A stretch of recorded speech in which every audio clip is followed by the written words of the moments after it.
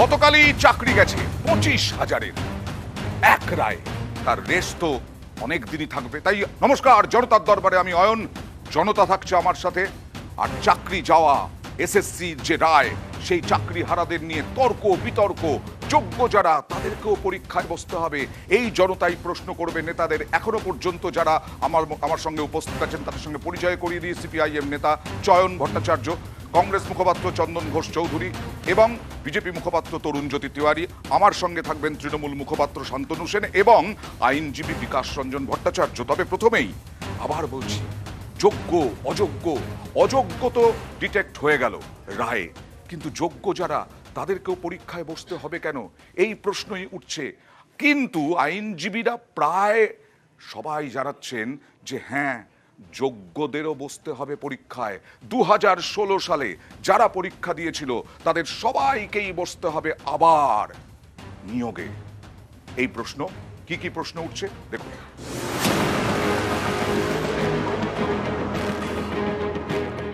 2016 সালে এসএসসি নিয়োগের পুরো প্যানেল বাতিল করেছে বিচারপতি দেবাংশু বসাকের ডিভিশন বেঞ্চ। সোমবারের এই রায় ঘিরে রাজ্য জুড়ে শোরগোল। অনেকের মনেই উঠেছে অনেক প্রশ্ন, যেমন যোগ্য আর অযোগ্যদের বিচার হলো কোথায়, যোগ্যদের চাকরি কেন বাতিল করা হলো। যারা অপরাধী করেছে তাদের বাতিল হলে হতে পারে, কিন্তু 100%-এর মধ্যে 8.5%-এর জন্য পুরো 100% প্যানেল ক্যান্সেল, এ কি বিচার ব্যবস্থা? সিঙ্গেল বেঞ্চের নির্দেশে পাওয়া চাকরিও কেন বাতিল হলো? আদালতের রায়ে আমার চাকরি পাওয়া এবং স্কুলে জয়েন করা, এবং সেই আদালতের রায়ে আজকে এই সম্পূর্ণ প্যানেল বাতিল, যেখানে আমিও রয়েছি। কলকাতা হাইকোর্ট নির্দেশ দিয়েছে ওএমআর শিট পুনর্মূল্যায়ন করতে নতুন টেন্ডার ডাকতে হবে। নতুন সংস্থাকে দিয়ে ওএমআর শিট যাচাই করা হবে। অনেকেরই প্রশ্ন, এর আগে যে সংস্থা ওএমআর শিট মূল্যায়ন করেছিল তাদের বিরুদ্ধে জালিয়াতির অভিযোগ ওঠে। সেই সংস্থার ওএমআর শিট থেকে কিভাবে যোগ্য অযোগ্য বিচার করা সম্ভব? তাই আইনজীবীদের একাংশ মনে করছেন যোগ্য এবং অযোগ্য সবাইকেই নতুন করে পরীক্ষা দিতে হবে। ওই সময়ে যখন বিজ্ঞাপন হয়েছিল নিয়োগের জন্য, যারা দরখাস্ত করেছিলেন তারাই আবার নতুন করে ওএমআর পরীক্ষার মধ্য দিয়ে নির্বাচনী প্রক্রিয়ায় আসবেন। তার মধ্য দিয়েই সঠিক যোগ্যতা এবং অযোগ্যতার নির্ণয় হবে। কে যোগ্য কে অযোগ্য ঠিক করার পদ্ধতি কি? সুপ্রিম কোর্ট ইতিপূর্বে বহু মামলায় রায় দিয়েছে, এইরকম ব্যাপক দুর্নীতি হলে যোগ্যতা অযোগ্যতার কোনো প্রশ্ন নেই, সবটাই বাতিল। পরীক্ষা দিয়ে পাশ করলাম, তাদেরকেও কেন এই সাফারটা করতে হচ্ছে? আজকে প্রত্যেকের কাছে আমরা কোথাও দাগি হয়ে গেছি, আমরা কিছুই করলাম না, তবুও আমাদের সম্মানটা কোথাও না কোথাও গিয়ে ক্ষুণ্ণ হচ্ছে। তো এর দায় কে নেবে? বেআইনিভাবে নানা পথে চাকরি হয়েছে, যেমন ওএমআর জালিয়াতি, র্যাঙ্ক জাম্প, প্যানেলের মেয়াদ পুরনোর পরেও চাকরি, প্যানেলে নাম না থেকেও চাকরি। যারা বেআইনিভাবে চাকরি পেয়েছেন তাদের সুদ সহ বেতন ফেরতের নির্দেশ দিয়েছে হাইকোর্ট। এতে অনেকেই বলছেন, তাহলে তো বেআইনিভাবে কারা চাকরি পেয়েছেন সেটা স্পষ্ট, অর্থাৎ কারা যোগ্য কারা অযোগ্য তা স্পষ্ট। এরপরেও কেন তাহলে সবার চাকরি বাতিল করা হলো? যেখানে যোগ্য অযোগ্য পার্থক্য করা যাচ্ছে, তথ্য প্রমাণের ভিত্তিতে 65 অ্যাকসেপ্টেড হয়েছে, তাহলে সেখানে কেন যোগ্যদের ওপর অবিচারটা তৈরি হলো? সবকিছু নিয়ে একটা ধোঁয়াশা রয়েছে। উনি যখন ডিরেকশন দিচ্ছেন একটা কিছু, কিন্তু সমস্ত ডিরেকশন তো সেখানে নেই, একটা ভাষা ব্যাপার রয়েছে। তার মানে জজ নিজেও কনফিউজ ছিল যে আমি কি করব, 23,000-এর চাকরি একদম বরবাদ করে দেবো না রেখে দেবো। তো এই দোদুল্যমানতায় আমার মনে হলো যে জাজমেন্টে দু একটা জায়গাতে যেগুলো একটুখানি ক্লিয়ার হলে মনে হয় ভালো হতো। 2016 সালের প্যানেল 2024 সালে বাতিল, আবার নতুন করে হবে নিয়োগ প্রক্রিয়া। মাঝখানে 8 বছর কেটে গিয়েছে, অনেকেরই চাকরির বয়স সীমা পেরিয়েছে, তাদের কি হবে? আদালতের নির্দেশে অতিরিক্ত শূন্যপদ তৈরির অভিযোগের তদন্ত করবে সিবিআই। কিন্তু চাকরি বিক্রি করে যেভাবে লক্ষ লক্ষ টাকার দুর্নীতি হলো, সেই টাকা ফেরত আসবে কিভাবে? এই প্রশ্নও তুলছেন অনেকে। নিউজ 18 বাংলা। অনেক প্রশ্ন রয়েছে, সেই প্রশ্ন নিয়ে যাব। কিছুক্ষণ আগেই বলেছিলাম আইনজীবী বিকাশ রঞ্জন ভট্টাচার্য আমার সঙ্গে থাকবেন। বিকাশবাবু আমার সঙ্গে আছেন।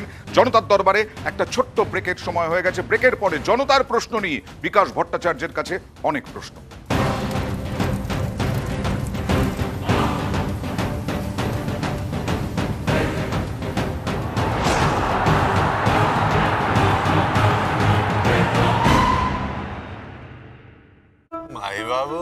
यहाँ वो हेलीकॉप्टर शॉट नहीं चलेगा। आज भी छक्का मारूंगा। बेहतरीन मुकाबले की शुरुआत और ये धोनी ने बदली ग्रिप, गुरुजी हैरान और ये धोनी की हुई जी। कैसे? SRMB जैसे। SRMB TMT बार की विंड ग्रिप टेक्नोलॉजी सीमेंट के साथ बनाए मजबूत पकड़। Grip is important. Hotel management with AI. Join IIHM. Call 98310 50,000. এবার তারা ওয়াশিং পাউডার এলো নতুন রূপে। তারা ওয়াশিং পাউডার, ভরসা চিরদিনের। মেঘবেলা লাইভে আপনার পছন্দের টিভি চ্যানেলস বিনামূল্যে শুধুমাত্র মেঘবেলা ব্রডব্যান্ডের কানেকশনের সঙ্গে। মেঘবেলা ব্রডব্যান্ড, বাংলার ঘরে ঘরে। হাতে যে সেজেছে মেহেন্দি, কাবেরী কাবেরী মেহেন্দি। কাবেরী মেহেন্দি কোন হাতে ফুটুক ভালোবাসার গভীর রং। I am living my best life because JIS University taught me how to dream, where great faculty, world-class infrastructure, and innovative learning systems lets you spread your wings. হ্যাঁ হ্যাঁ, ফটো তোল। এটা আমাদের দেশেরই জিনিস, আমাদের দেশের লোকেরা বানিয়েছে, আর আমাদের ভোটের তৈরি এই বন্দে ভারত। কেউ ভেবেছিল আমাদের ট্রেনে রিভলভিং সিট, ভিস্টাডোম কোচ থাকবে, এয়ারপোর্টের মতো escalator, lounge, food court rail স্টেশনে থাকবে, প্রতি শহরে মেট্রো, আর এবার তো বুলেট ট্রেনও চলবে। আর জানিস তবু মোদিজি কি বলেন, এইটা তো সবই ট্রেলার। লাইফ ইজি করে দিয়েছেন মোদিজি, আর এবার আমরা ওনার জয় ইজি করব। ওয়ার্ল্ড ক্লাস ফেসিলিটি দেওয়ার গ্যারেন্টি মোদিজির, আর মোদিজিকে ভোট দেওয়ার গ্যারেন্টি আমাদের। পদ্মফুল চিহ্নে ভোট দিন, বিজেপিকে জয়ী করুন।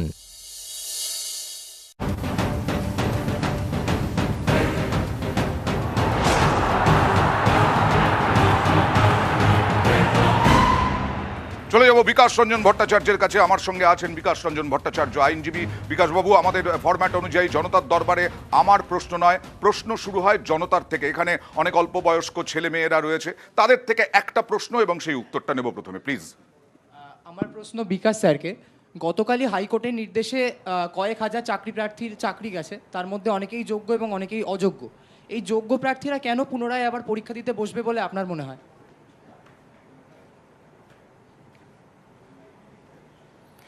ভাই, এত বড় একটা দুর্নীতিমূলক প্রক্রিয়ার মধ্য দিয়ে প্রার্থী নির্বাচনের পদ্ধতি চালু হয়েছে, যার মূলটাই দুর্নীতির উপর নির্ভরশীল।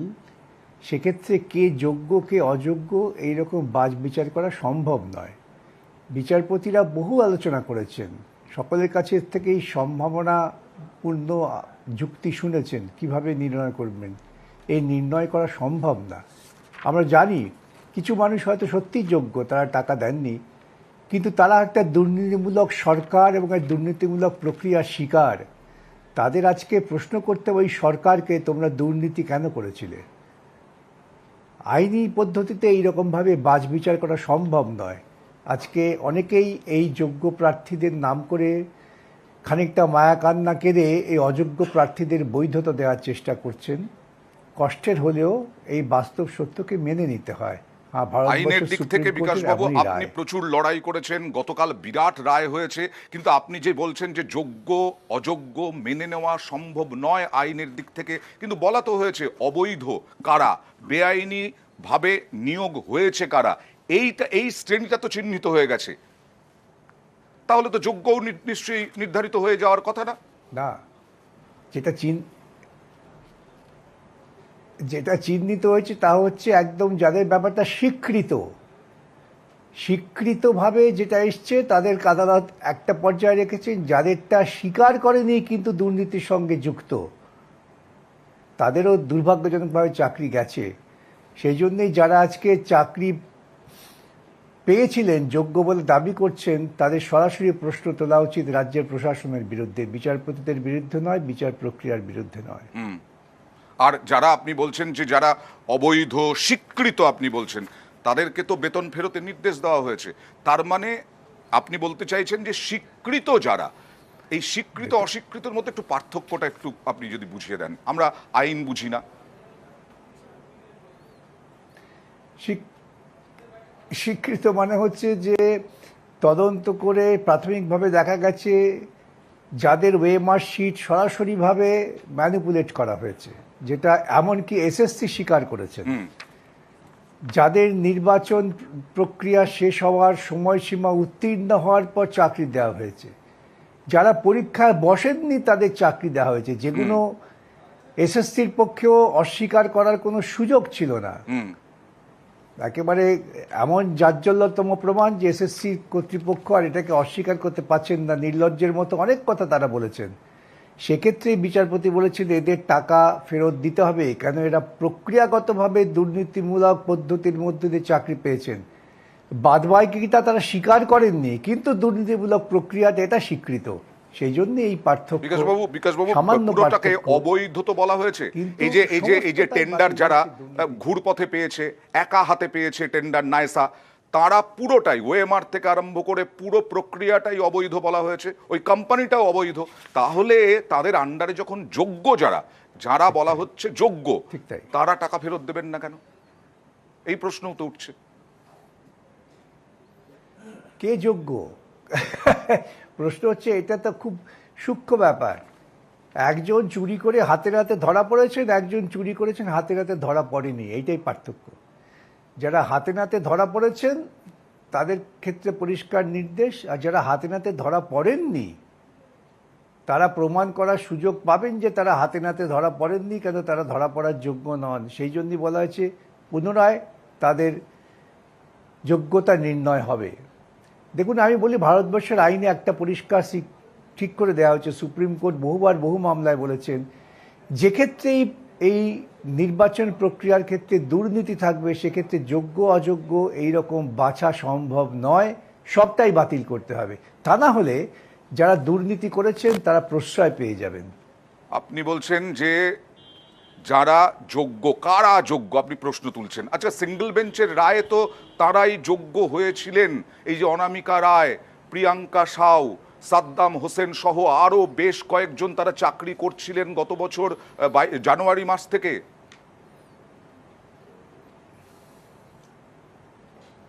সেটা তো তারাই চ্যালেঞ্জ করেছেন যে এটা প্রাথমিকভাবে নির্বাচন করা হয়েছে, আমাদের সব শোনা হয়নি, সবটা শোনা হোক। সিঙ্গেল বেঞ্চের রায়টার বিরুদ্ধেই তো এই বেশ কিছু প্রার্থী তারা সুপ্রিম কোর্টে গিয়ে লক্ষ কোটি টাকা খরচা করেছেন। সেখান থেকে সুপ্রিম কোর্টে তাদের দাবি ছিল যে আমাদের শোনা হয়নি, আমাদের শোনা হলে পর আমরা প্রমাণ করার যোগ্য। সুপ্রিম কোর্ট ফেরত পাঠিয়ে দিয়েছেন। বিশেষ বেঞ্চ তৈরি হয়েছে, বিশেষ ডিভিশন বেঞ্চ, তারা সামগ্রিকভাবে শুনেছেন, সবাইকে শুনেছেন। সবাইকে শোনার পর যে তথ্য তাদের সামনে এসেছে, যে কথা আমরা প্রথম দিন থেকে বলছি যে সবটাই অত্যন্ত পরিকল্পিত দুর্নীতি, আজকে ডিভিশন বেঞ্চের রায়ে সেটাই প্রমাণ হয়েছে। আমি বিকাশবাবু ধোঁয়াশা কাটানোর জন্য জানার চেষ্টা করছি আর কি, যে ধরুন অনামিকা রায়ের কথা বললাম, প্রিয়াঙ্কা সাউয়ের কথা বললাম, আরো বেশ কয়েকজন যারা সিঙ্গেল বেঞ্চের রায়ে চাকরি পেয়েছেন, তাদেরও তো চাকরি গেল, তাহলে কি তাদেরও যোগ্যতা নিয়ে প্রশ্ন? এটা মানে ধোঁয়াশা কাটার জন্য বলছি। যাবে তো নিশ্চয়ই, সবটাই। দেখুন, যে প্রক্রিয়া শুরু করেছেন সেই প্রক্রিয়াটাই দুর্নীতির মধ্য দিয়ে শুরু হয়েছে। অতএব সেই প্রক্রিয়ার মধ্য দিয়ে যারা এসেছেন সকলেই দুর্নীতিগ্রস্ত। তাদের মধ্যে বিচারপতিরা দেখেছেন যারা সরাসরিভাবে যারা প্রক্রিয়া চালু করেছেন তারাই স্বীকার করছেন আমরা দুর্নীতি করেছি, তাদের জন্য এই কঠোর শাস্তি। আর যাদের ক্ষেত্রে যারা দুর্নীতি করেছেন নিজেদের বাঁচাবার জন্য বলছেন যে না আমরা দুর্নীতি করিনি, তাদের একটা সুযোগ দেওয়া হয়েছে, আর কিচ্ছু না। এটা অত্যন্ত যুক্তিসঙ্গত রায়। এর বিরুদ্ধে তৈরি করার চেষ্টা করছেন কিছু কিছু রাজনৈতিক নেতা, কিন্তু কোনো লাভ নেই। আপনি বলছেন তফাৎ থাকছে একটা, আপনি বলছেন কারো দুর্নীতি ধরা পড়েছে, কারো দুর্নীতি ধরা পড়েনি, আর বাকিরা বলছে আমরা তো ঠিকমতো পরীক্ষা দিয়েছি, আমরা যোগ্য অযোগ্য এই দুটো, যোগ্য অযোগ্য কোনোভাবেই দুর্নীতি করিনি। অনেকেই বলছেন, অনেক মানে 10,000 যদি অবৈধ হয়ে থাকে তার অনেক বেশি সংখ্যক মানুষ বলছেন।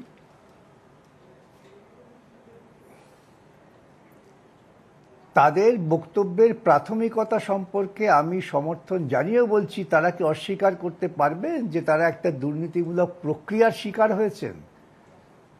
এই সূক্ষ্ম পার্থক্য আমরা না করতে পারলে প্রশাসন জীবনে সংশোধিত হবে না।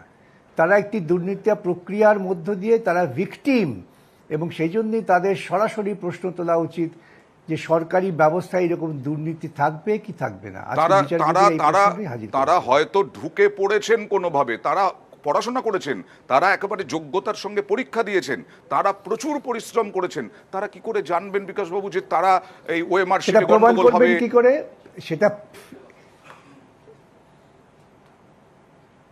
তারা জানবেন না, আমি তো সে কথাই বলছি। সমাজে সবাই কি জানেন যে মুখ্যমন্ত্রী দুর্নীতি করছেন, চুরি করছেন, জোচ্চুরি করছেন? তারা তো না জেনেও বা জেনেও মুখ্যমন্ত্রীর পক্ষে দাঁড়িয়েছেন সমাজের অধিকাংশ মানুষ। সুতরাং যখন আঘাতটা আসে, আঘাতটা অবাঞ্ছিত হলে অনেকেরই পক্ষে দাগজনক হয়, কষ্টজনক হয়। যারা আজকে যোগ্য বলে দাবি আপনি বলছেন তাদের দোষ ছাড়াই তারা শাস্তি পেয়েছেন, তাই তো? কিন্তু আমি যুক্তিসঙ্গতভাবে কি করে প্রমাণ করব? ঠিক তাই। আচ্ছা, তারা পাকে চক্রে ওর মধ্যে জড়িয়ে গেছেন পরোক্ষভাবে, তাই তাদের চাকরি চলে গেছে। আমার প্রশ্ন, এই রায় নিয়োগে দিশা দেখালো, কিন্তু নিয়োগ দুর্নীতির কি ব্যাখ্যা দিল?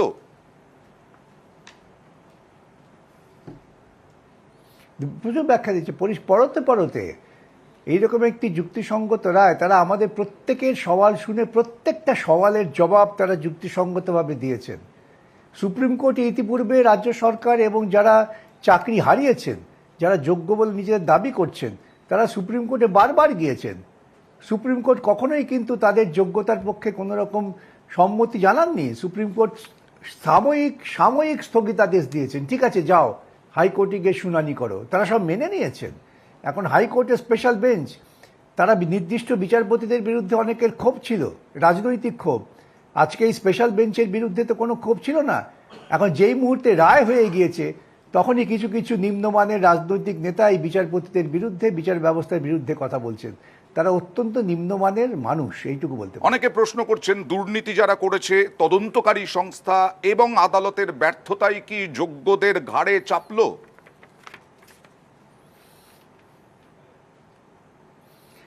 যোগ্য বলে যারা দাবি করছেন তাদের ব্যর্থতা যে একটা দুর্নীতিমূলক সরকারের বিরুদ্ধে কণ্ঠস্বর না তোলা, সেজন্যই তারা ভুগলেন। অনেক ধন্যবাদ, অনেক ধন্যবাদ আপনাকে আমাদের সঙ্গে থাকার জন্য। বিকাশ রঞ্জন ভট্টাচার্য বলছেন, যোগ্য যারা তারা প্রমাণ করুন তারা যোগ্য, যোগ্য যারা তারা দোষ না করেও শাস্তি পাচ্ছেন। আর শান্তনু সেনের দলকে একেবারে চোর জোচ্চোরের দল বলে আক্রমণ করলেন। মাইক্রোফোন। বিষয়টা হচ্ছে, আমি শুনছিলাম ওনার কথা, উনি একজন রাজ্যসভার সাংসদ, তা নাকি উনি কলকাতা কর্পোরেশনের পার্ট টাইম মেয়র ছিলেন এবং হাইকোর্টে প্র্যাকটিস করে লক্ষ লক্ষ টাকা রোজগার করে দুপুরবেলা একটু জিরোতে একটু বিশ্রাম নিতে তিনি কলকাতা পৌরসভায় আসতেন।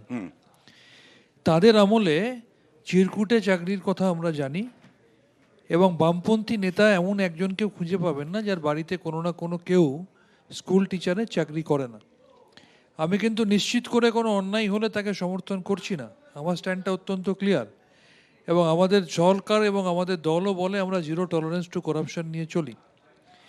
বিষয়টা হচ্ছে, গতকাল একটা রায় বেরোলো যেখানে প্রায় 26,000 মানুষের চাকরি বাতিল করার কথা বলা হলো। কন্ট্রোভার্সিয়াল ছিল কিন্তু 5,000 সামথিং, বাকিদেরকে নিয়ে কিন্তু কন্ট্রোভার্সি ছিল না। এবং এই দুর্নীতি যদি কোনো তর্কের খাতিরে যদি বলি হয়ে থাকে, সেখানে আমাদের সরকার এবং আমাদের দল পদক্ষেপ নিয়েছে বলে তৎকালীন শিক্ষামন্ত্রী থেকে শুরু করে আমাদের দলের সাথে যুক্ত একাধিক নেতারা কিন্তু আজকে জেলে। ওগুলো হয়ে গেছে। নিম্নমানের রাজনীতির কথা বলছেন বিকাশবাবু, নিম্নমানের রাজনীতি আপনাদেরকে আক্রমণ করছেন। উনি কি আক্রমণ করবেন? যারা শূন্য দলের প্রতিনিধি হয়ে আছেন তাদের কথার গুরুত্বটা কি আছে? ওকে, আজকে জনতা জনার্দন ঠিক করে যে মানুষ ঠিকভাবে নির্দেশ দেয় যে একটা সরকার ঠিকভাবে চলছে কিনা, সেটার মাপকাঠি কি? বিধানসভার নির্বাচন। যে সরকারটা 34 বছরে সিপিএম এর অপশাসনকে সরিয়ে 2000 বলছে এতজন বিধায়ক মন্ত্রী তারা জেলে। আমাকে কাইন্ডলি একটু বলতে দিন, আমি শেষ করছি। যে সরকারটা 2011 সালে একক শক্তিতে 184টা আসন পেয়েছিল, তারা পরবর্তী 5 বছর ভালো কাজ না করলে তারা সেটা 2016 সালে গিয়ে 211 হতো না, আরো ভালো কাজ না করলে 2021 সালে গিয়ে 213 হতো না। আলটিমেটলি জনতা জনার্দনই সিদ্ধান্ত নেয় যে সরকার কেমন চলছে। ভালো কাজ করলে দুর্নীতি ফুর্নীতি সমস্ত ধামাচাপা পড়ে যায়, এটা অনেকেই বলেন, রাজনৈতিক বিশ্লেষকরা বলেন। আর বিকাশ দা আজকে যেটা বললেন বিকাশবাবু, সেটা হচ্ছে বিকাশবাবুকে চাকরি প্রার্থীরাই অনেকেই ব্যাপক সমর্থন জুগিয়েছিলেন, আজকে কোথাও একটা বেসুরো। দেখুন, খুব পরিষ্কার কথা সেটা হচ্ছে যে যেটা শান্তনুবাবু বললেন, হ্যাঁ আমরা শূন্য, 100% শূন্য। আমরা জেলেও শূন্য, আমরা ইলেকট্রাল বন্ডেও শূন্য, একদম পরিষ্কার, এখানে কোনো যদি কিন্তু জায়গা নেই, আমি স্বীকার করে নিলাম। আমরা খুব গর্বের সঙ্গে বলছি আমাদের আমলে যা অভিযোগ হয়েছে সবটা চাকরি নিয়ে যা সমালোচনা করার আমরা মাথা পেতে নিলাম, কিন্তু কখনো টাকার বিনিময়ে চাকরি হয়েছে এই অভিযোগ আমাদের সময় ওঠেনি। এক, দুই, যেটা 2016 সে সময় যে মন্ত্রিসভা ছিল সে মন্ত্রিসভা তৃণমূল কংগ্রেস পরিচালিত, 2016-তে কিন্তু ক্লিয়ার ম্যান্ডেট এসেছিল এবং ভোটের পরে একটা প্রক্রিয়া তৈরি হয়, তারপরে এই রিক্রুটমেন্ট প্রসেস শুরু হয়। তারপরে কি দাঁড়ায় 2018 সালে কিন্তু এই যে যারা আজকে জেলে তাদের নিয়ে একটা কমিটি তৈরি করা হয়েছিল, আপনার মনে থাকবে, সেই সময় আপনি একদম দোর্দণ্ডপ্রদ সাংবাদিক, তো 2019 সাল সেটা এই এদের নিয়েই কমিটি তৈরি করা হয়। কে তৈরি করেছিলেন? মাননীয় মুখ্যমন্ত্রী। এবং তৈরি করে এই দুর্নীতিকে নিয়ে শূন্যপদ কি করলে, শূন্যপদ, শুধু তাই নয়, পরবর্তীকালে এখনকার যিনি শিক্ষামন্ত্রী তিনি এই ব্যাপারটাকে ধামাচাপা দিতে শূন্যপদ কৃত্রিমভাবে তৈরি করলেন, যেটা ক্যাবিনেটে পাস হলো। আমার কাছে পরিষ্কার কথা, যেটা বিকাশবাবু, আমার বিকাশ রঞ্জন ভট্টাচার্য বললেন, এটা তো উনি আইনজীবী হিসেবে ওনার কথা বলেছেন, আমরা খুব স্পষ্টভাবে জানতে চাইছি এই মুহূর্তে আমাদের কাছে প্রমাণ করার কি জায়গা আছে? আমরা যারা চাকরি হারিয়েছেন যোগ্য, তারা আমাদেরই ঘরের ছেলে মেয়ে, তারা আমাদেরই ঘরের ছেলে মেয়ে। কিন্তু আমার এখানে আমি জানতে চাইছি দুটো ঘটনা। একটা হচ্ছে যে তাঁরা যারা দুর্নীতিগ্রস্ত তাদেরকে চিহ্নিত করে তাদেরকে সঙ্গে নিজেদের তফাৎটা তৈরি করলেন কি করে, এক। দুই হচ্ছে যে তাঁরা যে যোগ্যতা মান অতিক্রম করেছেন তার প্রমাণ হিসেবে তারা কি প্রমাণ দাখিল করতে পারবেন আদালতে। তরুণজ্যোতি তিওয়ারির কাছে যাব। বারবার অভিযোগ করেন না বিরোধীরা যে সিবিআই, ইডি কনভিকশন রেট কত, তারা কি দুর্নীতি তদন্ত করছে। সেই সিবিআই তো দীর্ঘদিন ধরে তদন্ত করছে, কিন্তু এখনো পর্যন্ত একটা যোগ্য কারা অযোগ্য কারা সেই তথ্যই দিতে পারলো না। এই যে প্রশ্ন করেছিলাম যে তদন্তকারী সংস্থার ব্যর্থতা যোগ্যদের ঘাড়ে চাপলো কিনা। অয়নদা, আমি এতক্ষণ ধরে কথা শুনছিলাম, শান্তনুদার কথাও শুনছিলাম, এক এক করে উত্তর দিতে হবে। দেখো, আমরা আজকে মনে হচ্ছে আমরা সত্যি এগিয়ে বাংলা। কেন? অন্যান্য রাজ্যে চাকরি পাওয়ার লিস্ট বেরোয়, আমার রাজ্যে চাকরি যাওয়ার লিস্ট বেরোয়। শান্তনুদারা সংখ্যা বললেন, জানাই ছিল 5000। আচ্ছা, 5000 যখন জানাই ছিল তখন বারবার যখন হাইকোর্ট এসএসসিকে রাজ্য সরকারকে বলল এই ত্রুটিপূর্ণ কতজন আছে, গোলমাল কত আছে, তার লিস্টটা দাও, কেন দিল না? এসএসসি বলছে এফিডেভিট করে দিয়েছিলাম। আসছি দাদা, 282 পাতার জাজমেন্ট, এইটুকু বিদ্যা আমার আছে। জ্যোতিবাবুর আমলে ইংরেজি পড়েছিলাম, ফ্যাক্ট, তাও ইংরেজি একটু একটু বুঝি। সে 282 পাতা জাজমেন্ট পড়ে এইটুকু বুঝতে পেরেছি যে স্টেট একটা লাইন ছিল না, পুরো লাইনের ছত্রে ছত্রে কী ছিল অয়নদা? ছত্রে ছত্রে ছিল স্টেট গভর্নমেন্টের ইনকম্পিটেন্সি। কী ছিল? একটা লাইন ছিল যে সুপার নিউমারি পোস্ট। এই সুপার নিউমারি পোস্টে যখন আমি বলবো আজকে তারা, এবং সুপার নিউমারি পোস্ট তার ক্রিয়েশন কি হয়েছিল সেখানে, ব্রাত্য বসুর সেই ফেমাস প্রেস কনফারেন্স, ব্যতিক্রমী নিয়োগ, যারা চুরি করে যারা চাকরি পেলো, নতুন টার্ম পেলাম আমরা, টার্মটাকে বলা হলো ব্যতিক্রমী নিয়োগ।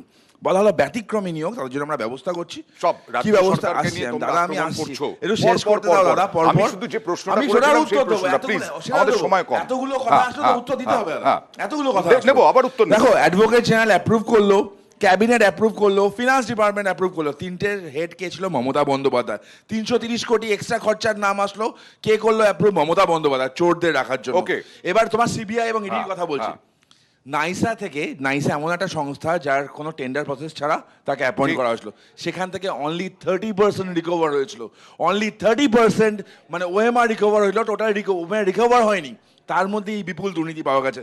একটা কথা আমরা বলে দিই, মনে করে দিই তোমাকে, আজকে এই রায়টা না, আজকের রায়ের প্রেক্ষিতে দেখলে হবে না, এটাকে দেখতে হবে 2019 সালের মার্চ মাসে, 2019 ভোটের আগেকার, যখন একটা মেয়ের মিসক্যারেজ হলো, আহারে বাংলার পাশে তারা অনশন করছিল, এই শান্তনু দলের লোকজন গান্ডে পিন্ডে গিলে আসলো, সেখানে মেয়েটার মিসক্যারেজ হলো, অনশনে ছিল মেয়েটা, সেখানে 86 জন হসপিটালাইজড হলো। সেইখান থেকে একটু 10 সেকেন্ড, এবার হলো, এবার সেইখানে দাঁড়িয়ে মমতা বন্দ্যোপাধ্যায় বললো আমি একটা দেখছি, পারতো একটু দেখে নাও।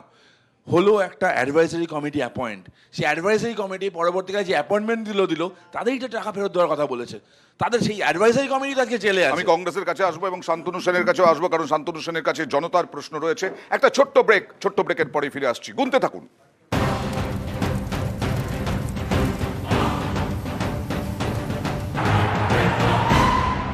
দুর্নীতি হয়েছে পরিষ্কার, কিন্তু প্রশ্ন ঘুরে বেড়াচ্ছে যোগ্য অযোগ্যে। আজকে তরুণজ্যোতি তিওয়ারি থেকে আরম্ভ করে অনেক বিরোধীরাই গতকাল থেকে বলছেন যে যোগ্য অযোগ্য রাজ্য সরকার ঠিক করে দেয়নি কেন, চিহ্নিত করে দেয়নি কেন? আবার বলছি, সিদ্ধার্থ মজুমদার কিন্তু নস্যাৎ করে দিয়েছেন।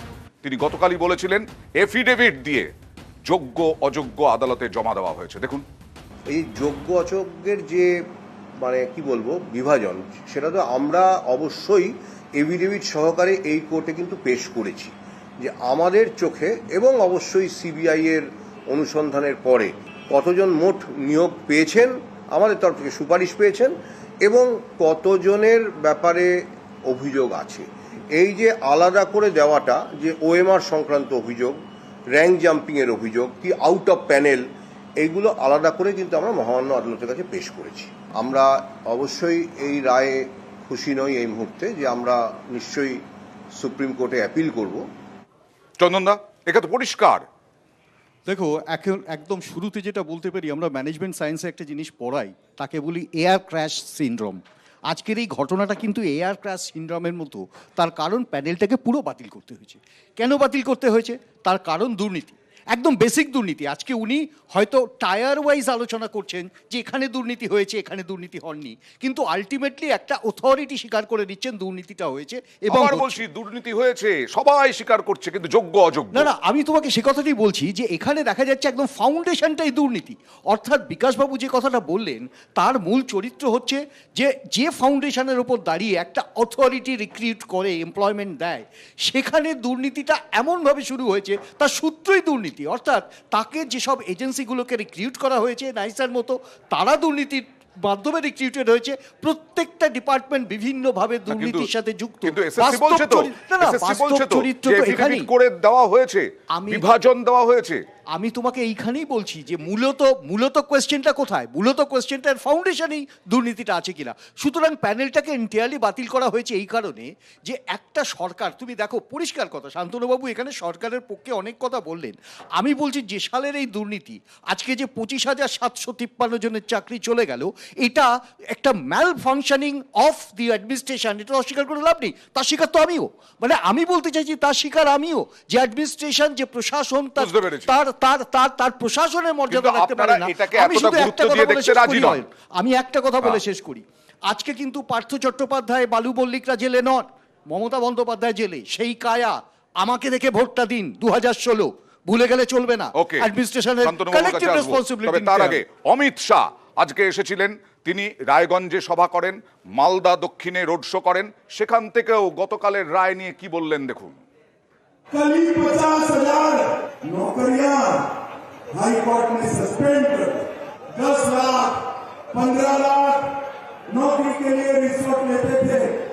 माताओं बहनों, आपके पास आपके भाई बेटों को नौकरी दिलाने के लिए 15 लाख रुपया है क्या? नहीं है। तो उनको नौकरी कैसे मिलेगी? उनके एक मंत्री के घर से 51 करोड़ रुपया कैश निकली, 51 करोड़।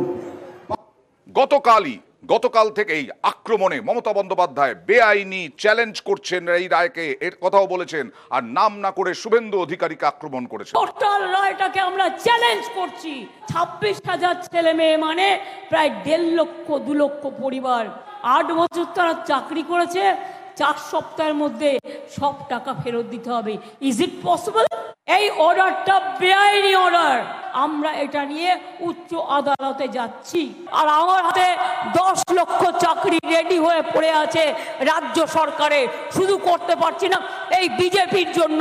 কিছু করলে বিজেপি গিয়ে কোর্টে গিয়ে একটা পিল করছে, আর বিজেপির পিল খেয়ে চাকরিটাকে কিল মেরে দিচ্ছে। আচ্ছা, তৃণমূলের প্রশ্ন রয়েছে, তৃণমূলের উদ্দেশ্যে প্রশ্ন রয়েছে।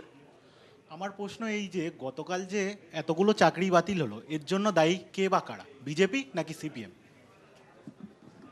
দেখুন, আমি আবার বলছি যে তৃণমূল কংগ্রেস দুর্নীতির সাথে আপোষ করে না। কোথাও কিছু হয়ে থাকলে তার জন্য সরকার এবং দল ব্যবস্থা নিয়েছে। পাশাপাশি মাথায় রাখতে হবে যে আমাদের সরকার কিন্তু চেয়েছে সমস্যার সমাধান করে যারা যোগ্য, একজনও যাতে বঞ্চিত না হয়, এটা বারবার চেষ্টা করা হয়েছে। কিন্তু আমরা পাশাপাশি এটাও দেখেছি, এই বিকাশবাবুর মতো কিছু মানুষ এবং অন্যান্য বিরোধী রাজনৈতিক দলের মানুষ যারা ঘোলা জলে রাজনীতি করে প্রাসঙ্গিক হয়ে থাকার চেষ্টা করেছে, তারা কিন্তু সবসময় বিষয়টাকে আদালতের বেড়াজালে নিয়ে গিয়ে এমন একটা পরিবেশ তৈরি করেছে যাতে সরকার চাইলেও সমস্যার সমাধান করতে পারেনি। সরকারের কিন্তু সদিচ্ছা ছিল। আমি আবার বলছি, কোনো অন্যায় হয়ে থাকলে তৃণমূল কংগ্রেস দলগতভাবে বা সরকারগতভাবে তার সাথে আপোষ করে না। আপনি বলবেন প্রমাণ কি? প্রমাণ হচ্ছে প্রাক্তন শিক্ষামন্ত্রী তিনি কিন্তু কারাবাসে রয়েছে। পাশাপাশি আমি আবার বলছি, সরকার বারংবার বলেছেন, আদালতকে বলেছে আপনি পদ্ধতি ঠিক করে দিন কিভাবে কি করব, আদালত সেটাও করেনি। আদালত সরকারকে ফ্রি হ্যান্ড দেয়নি করতে। আর এই বিরোধীরা, বিকাশবাবুর মতো বাকিরা, তারা নিয়মের আইনের বেড়াজাল তৈরি করে এমন একটা জিনিস তৈরি করেছে যাতে প্রক্রিয়াটা সরলীকরণ করা যায়নি। না না, দুটো উত্তর দেওয়া আছে। প্রথমত, এই এসএসসির যে চেয়ারম্যান বর্তমান তিনি বলেন আমি জানিয়েছি, দুটো এফিডেভিট ফাইল হয়েছে, 3 মার্চ 2022, 15 জানুয়ারি 2024। দুটো এফিডেভিটে কোথায় তিনি সংখ্যাটা বলেছিলেন দর্শকের সামনে দেখিয়ে দিক, মানুষ জানবে। সেকেন্ড, মমতা এত বড় ভুল বললেন, মিথ্যে বলছেন। তৃণমূল মানে চোর, তৃণমূল মানে মিথ্যেবাদী, মিথ্যে বলছে। তৃণমূলে অ্যাপয়েন্ট করা লোক মিথ্যেবাদী। সেকেন্ড, আমি রেকর্ড বলছি, আমার বিরুদ্ধে ব্যবস্থা নিক। থার্ড হচ্ছে, এই মমতা বন্দ্যোপাধ্যায় বলে না 1.5 লক্ষ ফ্যামিলি এফেক্টেড, 1.5 লক্ষ মানুষ এফেক্টেড। আমি একটু হিসাবটা ব্রড করি। 30 লক্ষ জন পরীক্ষা দিয়েছিল, 29.74 লাখ এফেক্টেড, ফ্যামিলি এফেক্টেড। যদি মানুষ এফেক্টেড বলি, 1 কোটির বেশি মানুষ এফেক্টেড মমতা বন্দ্যোপাধ্যায়ের দুর্নীতির জন্য। দাদা এতগুলো কথা বলছেন তো, আমি আবার বলছি, যোগ্যতার বেসিসে চাকরি হতো, দুর্নীতি করার দরকার কি ছিল? ওএমআর নষ্ট করার দরকার কি ছিল? সুপার নিউমারি পোস্ট ক্রিয়েট করার দরকার কি ছিল? চুরি করে টাকা খেয়ে চাকরি দেওয়ার দরকার কি ছিল? আর অভিযোগগুলো তো আমি করছি, নয়নদাটা মনে করে দিই। আর অভিযোগগুলো কার দিকে আপনি খুব ভালোভাবে বুঝতে পারছেন শান্তনুবাবু, একেবারে তীব্র অভিযোগ। অয়নবাবু, আমি সবটা মানছি, কিন্তু পাশাপাশি আমি আবার বলছি, কম্পেয়ার করছি মানে আমি আমার রাজ্যকে সাপোর্ট করে দুর্নীতিকে সাপোর্ট করছি তা না। কিন্তু মধ্যপ্রদেশের ব্যাপক কেলেঙ্কারিকে আমরা ভুলে গেছি। ত্রিপুরায় 10,500 শিক্ষকের সাথে কি হয়েছিল আমরা কি ভুলে গেছি? গুজরাটের নিয়োগ দুর্নীতিকে আমরা ভুলে গেছি। বিজেপি শাসিত রাজ্যগুলোতে আমরা কি সেগুলো ভুলে গেছি? বামপন্থী আমলে হয়েছিল, কিন্তু কি হয়েছিল? মাথায় রাখুন, বামপন্থী আমলে ত্রিপুরায় হয়েছিল, কিন্তু বেনিয়ম হয়েছিল, টাকা নিয়ে চাকরি বিক্রি হয়নি। আমি বামপন্থীদের সমর্থন করি না, তাও বলতে বাধ্য হচ্ছি। 10,334 জনের চাকরি সুপ্রিম কোর্ট বাতিল করেছিল, কারণ বেআইনি হয়েছিল, এটা চুরি করেছে। একটু কাইন্ডলি বলুন মধ্যপ্রদেশের ব্যাপক কেলেঙ্কারিতে কি হয়েছিল? একটা খারাপ, আমি মানছি ব্যাপক, একটু বলুন। আমি আবার বলছি, কিন্তু ব্যাপমের জন্য মধ্যপ্রদেশের বিজেপি সরকার বিজেপির মন্ত্রীর বিরুদ্ধে পদক্ষেপ নেয়নি, আর আমাদের সরকার বা দল কিন্তু দুর্নীতিকে একেবারেই সমর্থন করে না তৃণমূল। চয়নদা, দুর্নীতিকে একেবারেই সমর্থন করে না, এবং এটা তো বারবার বলা হচ্ছে। এই যে রাজনীতি, তার সঙ্গে বিভিন্ন যে বিষয়গুলো, আদালত, তারপরে আইন, আদালত, এই সবের মিলেই কি এই যোগ্য অযোগ্যদের একেবারে ঘাড়ে? বলি অয়ন, আপনি দীর্ঘদিন সাংবাদিকতা করছেন, আপনি আমার থেকে জুনিয়র, কিন্তু সাংবাদিকতা করছেন আমার ঠিক পরে পরেই আপনাদের কাজ শুরু হয়েছিল। প্রথম কথা কি জানেন তো, যদি সঠিক কিছু প্রক্রিয়ার মধ্যে দিয়ে যাওয়া হতো, গতকাল প্রেস কনফারেন্স যখন হয়, তারপরেই তো সিদ্ধার্থ মজুমদার প্রেস কনফারেন্স করেন, ওখানে জিজ্ঞেস করা হয়েছিল যে যারা যোগ্য তাঁরা কিভাবে চাকরি ফেরত পাবেন। তখন সিদ্ধার্থ মজুমদার একটা কথা বলেন যে আমাদের কাছে ওএমআর শিট নেই, ওএমআর শিট ডিস্ট্রয় করে ফেলা হয়েছে, ওএমআর শিট ডিস্ট্রয় করে ফেলা হয়েছে। 1, 2, তাহলে ওএমআর শিট পাওয়া যাবে কি করে? সিবিআই যে হার্ড ডিস্ক রিকভার করেছে, সেই হার্ড ডিস্কের পার্ট সেখানে কিভাবে কি রক্ষিত আছে তার উপর নির্ভর করবে স্ক্যান্ড হার্ড ডিস্ক আছে কি বা ওএমআর শিট আছে কিনা। তাহলে ভেবে দেখুন, যদি স্বচ্ছতা থাকতো, 2016 ওএমআর শিট সেটা এসএসসি প্রিজার্ভ করে রাখতো, কারণ এই দিন আসতে পারে, অন্তত 8-9 বছর তো রাখা উচিত ছিল। হ্যাঁ, আচ্ছা, যেটা আমি পরিষ্কার কথা বলছি সেটা থেকে তরুণ জ্যোতিকে আরেকটা বিষয় আমি মনে করিয়ে দেবো, যে ত্রিপুরাতে যে চাকরিগুলো চলে গিয়েছিল সেগুলো সুপ্রিম কোর্ট আবার ফেরত দিয়েছে। বাংলায় আসি, এই বাংলাতে 10 লক্ষ কর্মসংস্থান আছে বললেন, চাকরি আছে। এরপরে যদি স্বচ্ছতার সঙ্গে রাজ্য সরকার চাকরি দেয়, তখন 2026-এর আগে তোমরা চাপে পড়ে যাবে কিনা, এইরকম প্রশ্ন। আমি সব থেকে বেশি খুশি হব আমার পশ্চিমবঙ্গের বেকার যুবকরা যদি চাকরি পায়, কিন্তু এটুকু প্রমিস করুক যে চাকরিগুলো বিক্রি করবে না, তরি তরকারির মতো চাকরিগুলো খোলা মার্কেটে বিক্রি করবে না। প্রত্যেক ঘোড়া চাকরি বিক্রি হয়েছে, primary, upper primary, 9, 10, 11, 12, college service commission, municipal বাবু, তাহলে ভারতবর্ষে 45 বছরের সবথেকে বেশি বেকার চাকরি মানে আপনি বলছেন বিরোধীদের বিশ্বাস ভরসা আপনাদের উপর হারিয়েছে, মানুষের বিশ্বাস ভরসা হারায়নি। প্রশ্ন করছি, তাহলে ভারতবর্ষে এই মুহূর্তে 45 বছরে সবথেকে বেশি বেকার কেন? বা 2014 নরেন্দ্র মোদীর সেই প্রমিস, বছরে 2 কোটি চাকরি, তার মানে 10 বছরে 20 কোটি চাকরি, কটা চাকরি হয়েছে?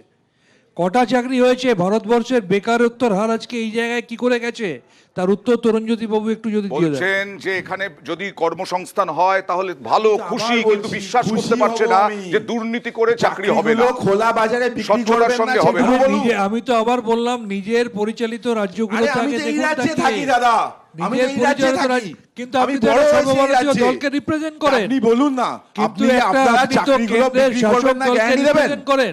চাকরি যে বিক্রি করবেন না, গ্যারান্টি আপনি দেবেন? তো শাসক এই প্রধানমন্ত্রী দলের বিক্রি হবে না? আপনি এই প্রশ্নের কেন্দ্রের উত্তর শাসক দিয়ে দিন। দলকে একটা কথা বলতে পারি, গ্যারান্টি দিতে পারি, যদি দুর্নীতি হয় জানা গেলে আমাদের দলের কেউ যুক্ত থাকলে এই তো ব্যতিক্রমী ব্যবস্থা নিয়োগ। নেব।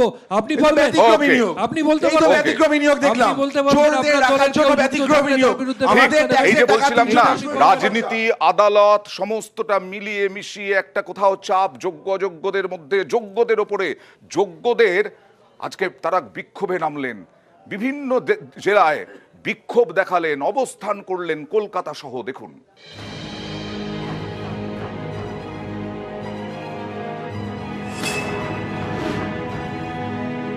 শিলিগুড়ি সুনেত্রা মণ্ডল জীবন বিজ্ঞানের শিক্ষক, তার স্বামী মৃত্যুঞ্জয় সরকার, তিনিও সরকারি স্কুলের শিক্ষক। আদালতের এক রায়ে দুজনেরই চাকরি গিয়েছে। সুনেত্রা এখন দিশেহারা, চোখে জল। দুজনের একই প্যানেলে নামছে, এখন আমরা দুজনেরই চাকরি চলে গেছে। সবার সাথে থেকেই লড়বো, নিজের যোগ্যতা প্রমাণ দিব, লড়াই চালিয়ে যাব। মঙ্গলবার শিলিগুড়ির বাঘাযতীন পার্ক ময়দানের সামনে জমায়েত, চাকরিহারাদের জমায়েত। প্রত্যেকেরই প্রশ্ন, যোগ্যদেরও কেন চাকরি গেল? এই ধরনের রায়ে আমরা সত্যি ভীষণভাবে শকড। আমরা যারা সত্যি ভীষণ কষ্ট করে চাকরি পেয়ে আজকে এতদিন ধরে চাকরি করছি, আমাদের কাছে এটা সত্যি অমানবিক বলে মনে হচ্ছে। বহরমপুর ময়দানেও চাকরিহারাদের জমায়েত, একজোট হয়ে লড়াইয়ের শপথ। আমরা যারা এত কষ্ট করে পরীক্ষা দিয়ে পাশ করলাম, তাদেরকেও কেন এই সাফারটা করতে হচ্ছে? তার সঙ্গে শুধু চাকরির কথা নয়, যে আমাদের দেখুন একটা সম্মানেরও তো ব্যাপার, যে আজকে প্রত্যেকের কাছে আমরা কোথাও দাগি হয়ে গেছি, আমরা কিছুই করলাম না, তবুও আমাদের সম্মানটা কোথাও না কোথাও গিয়ে ক্ষুণ্ণ হচ্ছে। তো এর দায় কে নেবে? ডিভিশন বেঞ্চের নির্দেশে কোচবিহারেও অনেকের চাকরি গিয়েছে, যার মধ্যে অনেকেই নিজেদের যোগ্যতায় চাকরি পেয়েছেন বলে দাবি। তাদের মাথায় হাত। এদিন তারা কোচবিহার রাজবাড়ী স্টেডিয়ামে জড়ো হন, ঠিক করেছেন আন্দোলনে নামবেন, আইনি পথেও হাঁটবেন। আজকে আমরা চাকরি হারা, কিন্তু আমরা যোগ্য। আদালতের নির্দেশে কেন আমাদের চাকরি যাবে, এটা হচ্ছে আমার প্রশ্ন। যে এই রায় হচ্ছে দুর্ভাগ্যজনক রায়। 5000 জন ইনজেনুইন ক্যান্ডিডেটের কারণে 19000 জনের জব গেছে। এই মুহূর্তে আমরা জবলেস। ছত্রের আন্ডারে আসতে চাইছি, যাতে সেখান থেকে আমরা একটা গ্রুপ তৈরি করে যেতে পারি কলকাতা। দরকার হলে আমরা হাইকোর্ট ঘেরাও করব। কলকাতায় টানা আন্দোলন চলছে, সেখানে এদিন অনেকে যোগ দেন যাদের চাকরি গিয়েছে 24 ঘন্টা আগে। আমাদের এত একটা এক্সপিরিয়েন্স হয়েছে, আমরা কন্টিনিউয়েশন পাচ্ছি, সেখানে দাঁড়িয়ে যদি এখন বলে নতুন করে চাকরি পেতে হবে আবার ইন্টারভিউ দিয়ে, সেটা তো আমরা মেনে নেব না। নিয়োগ দুর্নীতি হয়েছে, সবার চাকরি চলে গেছে, সবার মিশ্র প্রতিক্রিয়া আছে। প্রত্যেকে বলছে হ্যাঁ ভালো হয়েছে, আবার কিছুজন বলছে যারা যোগ্য তাদের প্রতি অন্যায় হয়েছে। তো সেটা শুনতে শুনতে আমাদেরও তো একটা অপমানজনক একটা ব্যাপার। নিউজ 18 বাংলা। এ তো গেল যোগ্যদের বিক্ষোভ, আর কোট আনকোট আরো অনেক কিছু দেখানোর আছে। যেমন বাগদার শতরঞ্জন, মনে আছে? চন্দন মণ্ডল লক্ষ লক্ষ টাকা নিয়ে নাকি চাকরি দিয়েছিলেন, তার ওই এলাকার কি অবস্থা দেখাবো। একটা ছোট্ট ব্রেক।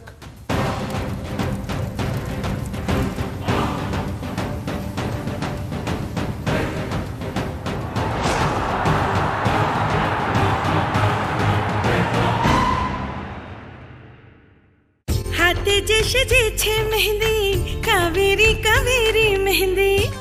কাবেরি মেহেন্দি কোন হাতে ফুটুক ভালোবাসার গভীর রং।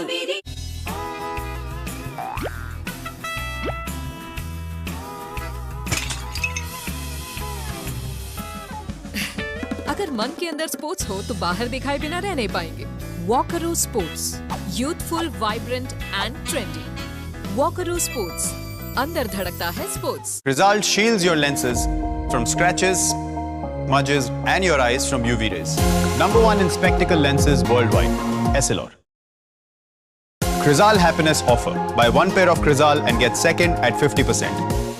আজ আমার মতন অনেক পরিবারের মাথায় ছাদ রয়েছে, আর আগে আমাদের কপালে জুটতো ছাদ থেকে জল পড়া, তাপের ঝলকানি, আর তার সাথে সম্পূর্ণ বিনামূল্যে পাচ্ছেন গ্যাসের কানেকশন, পানীয় জল, বিদ্যুৎ, রেশন, শৌচালয়। আর এত কিছুর পরও মোদিজি বলছেন এটা নাকি একটা ট্রেলার মাত্র। দারিদ্রতা থেকে মুক্তি, এটাই হলো মোদির গ্যারেন্টি। তাই আমরা এবার ঠিক করেছি আরো একবার মোদি সরকার, আর এটা আমাদের গ্যারেন্টি। পদ্মফুল চিহ্নে ভোট দিন, বিজেপিকে জয়ী করুন।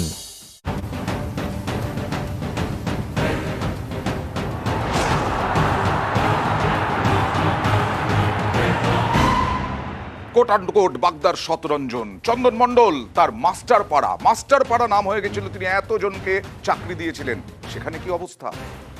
আমাদের গ্রাম এখন মাস্টার গ্রাম, মা ভাগ্নে বাদ হয়ে গেছে, এখন মাস্টার গ্রাম। গ্রামের অবস্থা এখন কান্নাকাটি, কারুর বউ চলে যাচ্ছে, কারুর বিয়ে হচ্ছে না।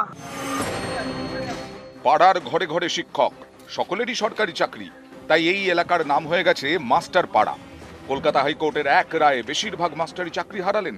স্থানীয়দের দাবি প্রায় 30 থেকে 35 জনের চাকরি গেছে।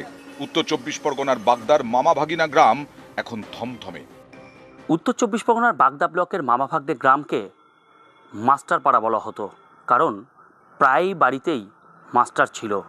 কিন্তু গতকাল হাইকোর্টের নির্দেশে 2016 সালের প্যানেল ক্যান্সেল হওয়ার কারণে গ্রামের প্রতিটি বাড়িতেই নিস্তব্ধতা। হ্যালো করি পাও চাকরি, এটাই নিয়ম করে ফেলেছিলেন বাগদার রঞ্জন অর্থাৎ চন্দন মণ্ডল। লক্ষ লক্ষ টাকায় বিক্রি করেছিলেন সরকারি স্কুলের চাকরি। গত বছর সেই চন্দন মণ্ডলকে গ্রেফতার করে সিবিআই। এবার তার দৌলতে পাওয়া চাকরি বাতিল। মাস্টার পাড়ায় এখন অনেকেরই মাথায় হাত। গ্রাম অবস্থা মোটামুটি এখন থমথমে ভাব আছে। এখন হঠাৎ করে চাকরি চলে গেছে, তো এখন যাক কি হবে আমি সঠিক বলতে পারবো না। তবে এই চাকরিটা যা অত অবৈধভাবে ছিল, কোর্ট বাতিল করলো। যদি আমার বৈধ থাকতো, কোর্ট কি বাতিল পাইতো না। সরকারি চাকরি নিশ্চিত ভবিষ্যৎ, কিন্তু সেগুড়ে বালি, চাকরিটাই আর নেই।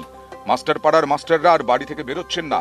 অনেকেই জমি বিক্রি করে চন্দনকে টাকা দিয়েছিলেন, চাকরি কিনেছিলেন। জমি তো গেছেই, এখন চাকরিটাও গেল। সুদ সমেত বেতনের টাকাও ফেরাতে হবে, নির্দেশ হাইকোর্টের। বেশিরভাগ জমি বিক্রি করেছে, কেউ আত্মীয় স্বজনের কাছ থেকে হেল্প নিয়েছে। কিন্তু এখন যেটা সংকট, মাঠে তারা জমি নেই, ছেলে ক্ষমতা চাকরিচ্যুত হয়ে গেল, তার তো একটা বিশাল সমস্যার মধ্যে পড়বে ওই পরিবারগুলো। বিশেষ করে ওই যে 12% ইন্টারেস্ট সহ টাকা ফেরত দিতে হবে, এটা তো আরেকটা বড় সংকটের মধ্যে তারা পড়বে। চন্দনের কাছে টাকা দিয়েছে সুদেবী মণ্ডলের বাড়ি থেকে, তবেই সে চাকরিটা পেয়েছে। তাহলে ওর সেই ধরনের ম্যারিড নেই। কিন্তু এই যে ছাপায়ার হলো, কারা হলো? আমার গ্রামের ছেলে, আমাদের এখানকার আমজনতা। এর দায়ভারটা কে নেবে? 35 থেকে 37 জনের, গ্রুপ সি, গ্রুপ ডি, 11, 12। 25,000-এর ভিতরে তারই বাগদায় তো আছে, থাকবে না কেন? এখন টোটালটা আমি জানি না। না আমার মেয়ে যোগ্যতায় চাকরি পেয়েছে। চন্দন মণ্ডলের চেনা বলতে উনি আমাদের দলটাও করে না, এবং আমাদের পাশের গ্রামে বাড়ির নাম শুনেছি, তাছাড়া আমাদের সঙ্গে তেমন পরিচিত না। সোমবার কলকাতা হাইকোর্টের নির্দেশে ক্লাস 9 থেকে 12 পর্যন্ত শিক্ষক এবং অশিক্ষক কর্মীদের চাকরি গেছে। প্রায় 26,000 চাকরি বাতিল। অভিযোগ, বাগদার অনেকেই প্রাইমারি এবং আপার প্রাইমারির চাকরিও কিনেছিলেন চন্দনের থেকে। তাদের চাকরিও কি বাতিল হবে? মাস্টার পাড়ার বুক কাঁপছে। বাগদা থেকে অনিরুদ্ধ কীর্তনিয়া, নিউজ 18 বাংলা। শুরুতেই বলেছিলাম যে কালকে এক রায়ে 25,000 চাকরি বাতিল। এর রেস তো থাকবেই। এর রেস যেমন থাকবে, অন্যান্য দিনেও আবার আলোচনা হবে, তর্ক বিতর্কের তো শেষ নেই। কিন্তু আজকে নতুন আরেকটা ইস্যু রয়েছে। আবার প্রশ্ন উঠছে, বামের ভোট পেতে কি মরিয়া রাম? আসবো একটা ছোট্ট ব্রেক।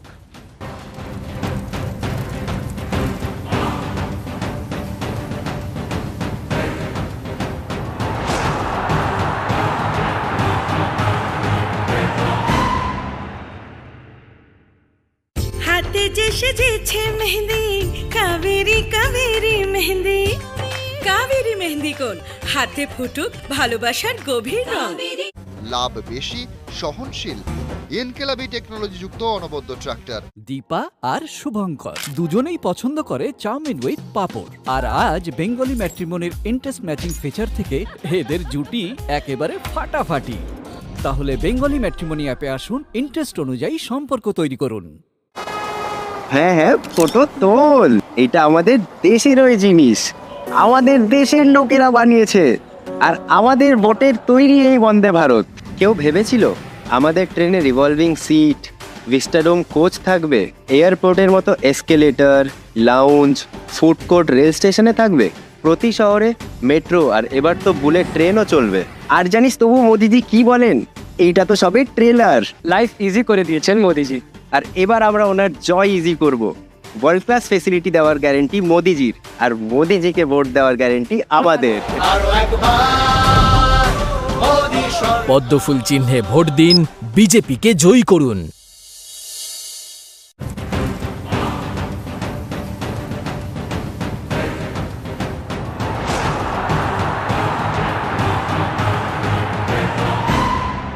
বাম ভোট পেতে মরিয়া রাম, এই বিষয়ে তো আসবই, তবে তার আগে একবার দেখাই এই যে সিংহাসনের মহাসংগ্রাম চলছে আর হেভি ওয়েট প্রচারও চলছে। তাই আজকে দিনভর গরম গরম কথাবার্তা দেখুন।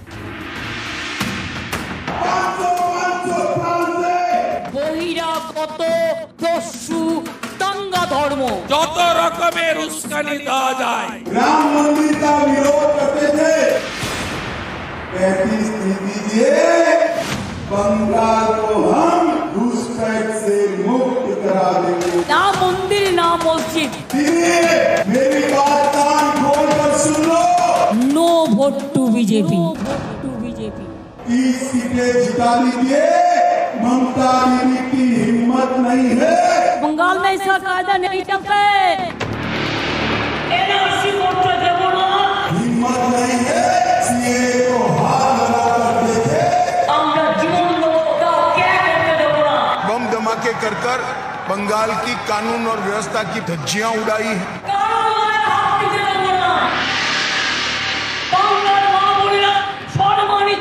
संदेश खाली रुकना चाहिए या नहीं रुकना चाहिए? আমি হাওয়ায় কথা বলছি। সারা দেশও চালাবে আর তোমাদের কাছ থেকে বুঝে নেবে। 4000 পুলিশ নিয়ে 3000 লোক হয়েছে। অভিষেককেও তো ফোন করতে গেছিলি। माटी को बांग्लादेशी घुसपैठियों के हवाले किया। इधर देखे दिए आल्सर और बांटते दिए कैंसर। 35 सीटों का लक्ष्य रखा है। আমি বলি আগে তুমি 10টা সিট পেয়ে দেখাও। দ্বিতীয় দফায় এদের কোমর ভাঙবো, চতুর্থ দফায় হাত ভাঙবো, পঞ্চম দফায় পা ভাঙবো, ষষ্ঠম দফায় হাঁটু ভাঙবো, আর অষ্টম দফায় হলো হরি হরি বল। अब समय आ रहा है तृणमूल कांग्रेस पार्टी को सबक सिखाने। भारत माता की জয় বাংলা। জয় বাংলা।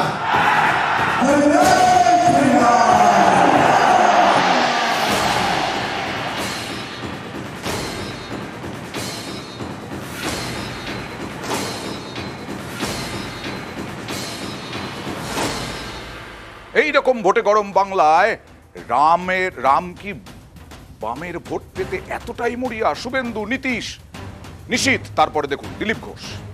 আমি আবেদন করব আমার কংগ্রেস আর সিপিএম এর বন্ধুদের কাছে, যারা ভোটার তাদের বলবো আপনারা মোদির সঙ্গে থাকুন, মোদির হাত শক্ত করুন। এই বিজেপি আজকে সিপিএম আর কংগ্রেসের হাত ধরেছে কেন? ওরা চায় সংখ্যালঘু ভোটটা কংগ্রেস আর সিপিএম নিয়ে নিক, যাতে তৃণমূল জিততে না পারে। আর তৃণমূল ছাড়া ওরা কাউকে ভয় পায় না। আর বাংলায় জেনে রাখবেন, আমাদের সাথে সিপিএম এর কোনো সম্পর্ক নেই। দিলীপ ঘোষের অবশ্য অন্য ব্যাখ্যা। জন্য আজকে টিএমসি এখানে রাজত্ব করছে। ওই ডাকাতগুলোকে আমি দোষ দিই, আপনারা হাত ধরে বসিয়েছেন, আপনাদের দায়িত্ব আছে এদেরকে তাড়াবার। তাই আমি বলছি রং করে দেখবো, আবেদন করব আমার কংগ্রেস আর সিপিএম এর বন্ধুদের কাছে, যারা ভোটার তাদের বলবো আপনারা মোদির সঙ্গে থাকুন, মোদির হাত শক্ত করুন। 2019-এ বিজেপি 2 থেকে 18 হয়। অনেকের মতে বামের ভোট রামে যাওয়াতেই বিজেপির এরকম উত্থান হয়েছিল। ভোটের ফলেও এটা স্পষ্ট। 2016-র বিধানসভা ভোটে বামেরা পায় 25.7% ভোট। 19-এ যা কমে হয় 7.5%, অর্থাৎ বামেদের ভোট কমে প্রায় 18%। আর 19-এ কংগ্রেসের কমেছিল প্রায় 7% ভোট। দুদল মিলিয়ে ভোট কমে প্রায় 25%, আর 16-র তুলনায় 19-এ বিজেপির ভোট বাড়ে প্রায় 30%। ভোটের এই অঙ্কেই স্পষ্ট বামেদের ভোট গেছে বিজেপির ঘরে। পর্যবেক্ষকদের একাংশের মতে 21-এর বিধানসভা ভোটে কিন্তু বাম ভোট সেভাবে রামে যায়নি। ভোটের ফলও সে কথা বলছে। 19-এর তুলনায় 21-এ বিজেপির ভোট কমে প্রায় 2%, তৃণমূলের বাড়ে প্রায় 4%। বাম এবং কংগ্রেসের ভোট কমে 2% করে, অর্থাৎ মিলিতভাবে 4%। পর্যবেক্ষকদের মতে বাম কংগ্রেসের এই 4% ভোটের বেশিরভাগটাই গেছে তৃণমূলে। ফলে 19-এর তুলনায় 21-এ তৃণমূলের ভোট বেড়েছে আর বিজেপির কমেছে। পর্যবেক্ষকদের একাংশের মতে এই অঙ্ক মাথায় রেখেই বিজেপির একাধিক নেতা নানা সময়ে বাম ভোটকে রামে আনার ডাক দিয়েছেন। যেখানে যেখানে বামপন্থী ভাইদের যত পার্টি অফিস রয়েছে তৃণমূল কংগ্রেস দখল করেছে, তারা উদ্ধার করতে না পারলে নির্বাচনের ফল প্রকাশের পর ভারতীয় জনতা পার্টি সেই সব পার্টি অফিস উদ্ধার করে বামপন্থী ভাইদের হাতে তুলে দেবে। কিন্তু অনুরোধ একটাই, ভোটগুলো নষ্ট করবেন না। যেখানে ভোট দিলে আপনাদের ভোটটি কাজে লাগবে, যেখানে ভোট দিলে বাংলায় গণতন্ত্র ফিরবে, আপনাদের ভোট সেখানে দেবেন। পর্যবেক্ষকদের একাংশের মতে বাংলার পদ্মশিবির ভালোই বুঝতে পারছে কংগ্রেস ও বামের ভোট রামে না টানা গেলে তৃণমূলকে ধাক্কা দেওয়া কঠিন, তাই বারবার তারা সরব হচ্ছেন। আমি আবেদন করব আমার কংগ্রেস আর সিপিএম এর বন্ধুদের কাছে, যারা ভোটার তাদের বলবো আপনারা মোদির সঙ্গে থাকুন, মোদির হাত শক্ত করুন। এই বিজেপি আজকে সিপিএম আর কংগ্রেসের হাত ধরেছে কেন? ওরা চায় সংখ্যালঘু ভোটটা কংগ্রেস আর সিপিএম নিয়ে নিক, যাতে তৃণমূল জিততে না পারে। আর তৃণমূল ছাড়া ওরা কাউকে ভয় পায় না। যে দিলীপ ঘোষরা বলছিল যে লাল ঝান্ডার অস্তিত্ব রাখা হবে না, হঠাৎ তাদের লাল ঝান্ডার প্রতি এই আহ্বান, এটা না করে বরঞ্চ পারলে বিজেপি কর্মীদের কাছে আহ্বান করুক যে তারা সবাই বিজেপিকে কি ভোট দিচ্ছে। তৃণমূলও ভয়ে আত্মনাদ করছে, দিলীপ ঘোষও ভয়ে আত্মনাদ করে এখন আহ্বান জানাতে শুরু করেছে। নিউজ 18 বাংলা। চয়নদা, ভয় আর্তনাদ কেন? এর আগেই তো সংখ্যা তত্ত্বের বিচারে আমরা দেখালাম, তাহলে 2024-এও এরকম ফল হতে পারে। পঞ্চায়েতের ভোটটা একটু যদি বিশ্লেষণ করতেন ভালো হতো। এক, দুই হচ্ছে যেটা, সেটা হচ্ছে আপনার ভয়েস ওভারই তো যাচ্ছিল, একটু আগে তো আপনার ভয়েস ওভারই শুনছিলাম। তো রামের ভোট বামে না গেলে তাহলে বিপদ রামের, এটাই আপনি বলছিলেন। তাহলে বাম কেন রামকে ভোট দেবে? আর ভোটার কি কারুর কেনা? এই যে এই ছেলে মেয়েগুলো বসে আছে, এরা কাকে ভোট দেবে আমি বলে দেবো না? আমি বলে দেবো কাকে ভোট দেবে না, কিন্তু সংখ্যা তত্ত্বের বিচার, সংখ্যা তত্ত্বের বিচার হতেই পারে। হ্যাঁ, সিপিআইএম এর যারা সমর্থক ছিলেন 2011-তে, যারা সিপিআইএম কে ভোট দিতেন, বামফ্রন্টকে ভোট দিতেন, তারা তৃণমূলকে ভোট দিয়েছিলেন, তৃণমূল জিতেছিল। এক সেকেন্ড আমাকে শেষ করতে দিন। সেটা হচ্ছে কি, আমাদের কমরেড সীতারাম ইয়েচুরি প্রথম ইলেকট্রাল বন্ডের মামলা করেছিলেন, সিএ এর প্রথম অ্যারেস্ট করেছিলেন সীতারাম ইয়েচুরি। আমরা কেন অন্যকে অ্যাডভান্টেজ দেব? আমরা জিতছি, কিন্তু আমরা নষ্ট ভোট নষ্ট। দেখো, এটা আমার মনে পড়ে যাচ্ছে একটা সিনেমা ছিল অনুরাগের ছোঁয়া, এই দিলীপ বাবু মমতা দেবীর কথা থেকে এই কথাগুলোই পরিষ্কার হচ্ছে। বাস্তব ক্ষেত্রে স্বীকার করে নিচ্ছেন এরা প্রকারান্তে বাম কংগ্রেসের জোট একটা সক্রিয় জোট, এবং সেটা একটা মাথা ব্যথার কারণ। পরিষ্কারভাবে বলে দিই, এখানে শেষ করি। আজকে যেখানে দাঁড়িয়ে আছে তাতে একটা জিনিস পরিষ্কার, আমার তৃণমূল দরকার নেই, বিজেপির দরকার নেই, উন্নয়নকে সামনে রেখে শুভেন্দু অধিকারী, নিশীথ প্রামাণিককে বলতে হচ্ছে কেন? কোথাও কি চাপে আছে বিজেপি? অয়নদা, 2011-র পর থেকে পশ্চিমবঙ্গে কংগ্রেসের কর্মীরা মার খেয়েছে, বামপন্থী কর্মীরা মার খেয়েছে, বিজেপি কর্মীরা মার খেয়েছে। তারপর আমরা কি দেখলাম? ইন্ডিয়া অ্যালায়েন্সকে দেখলাম সীতারাম ইয়েচুরিকে, মমতা বন্দ্যোপাধ্যায়কে আয় তবে সহচরী বলে কাছে ডেকে নিতে। দেখো, পশ্চিমবঙ্গে যারা লড়াই করতে চায়, সত্যিকারের তৃণমূলের বিরুদ্ধে যারা লড়াই করতে চায়, তারা তৃণমূলকে ভোট দেবে না, আর বাম কংগ্রেসকে ভোট দেওয়া মানে তৃণমূলকে ভোট দেওয়া। শেষ কথা হচ্ছে, করতে হলে বুক ঠুকে বিজেপি করুন, লুকিয়ে লুকিয়ে তৃণমূল তো সাম্প্রদায়িক রাজনীতি তাহলে এবার শুভেন্দু অধিকারী, নিশীথ প্রামাণিক, শুভেন্দু অধিকারীর পর দিলীপ ঘোষ, কোথাও কি সংখ্যালঘু ভোট চলে যাওয়ার ভয়? 2019 সালে তারা নিজেরাই স্বীকার করেছে যে বামের ভোট না পেলে তারা 18টা পেত না, নাম্বার 1।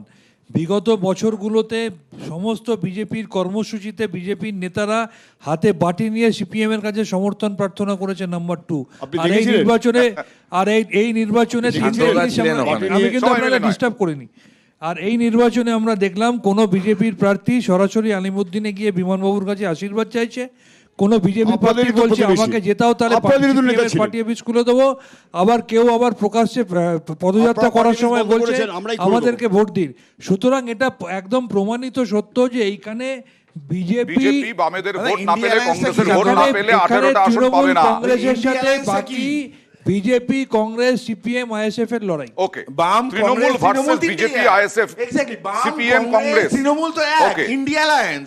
আমি আবার বলছি, করতে হলে বুক ঠুকে এই নিয়ে রাজনৈতিক তর্ক বিতর্ক চলবেই, কিন্তু সত্যি ভোট তো কারো কেনার নয়। কিন্তু সেই ভোট যদি এই রকম ভাবে কেন বলতে হচ্ছে, বামেদেরকে কেন আহ্বান জানাতে হচ্ছে, কংগ্রেসকে কেন আহ্বান জানাতে হচ্ছে, এই নিয়ে রাজনৈতিক বিশ্লেষকরা সমালোচনাও করছেন বিজেপির। কিন্তু তৃণমূলের কি কোথাও রাজনৈতিক বিশ্লেষকরা বলছেন এখানে অসুবিধে হতে পারে। এই নিয়ে চলবে তর্ক বিতর্ক। আজকের মতো এখানেই শেষ। অনেক ধন্যবাদ নেতা এবং জনতাদের। দেখতে থাকুন জনতার দরবার, আগামীকাল আবার।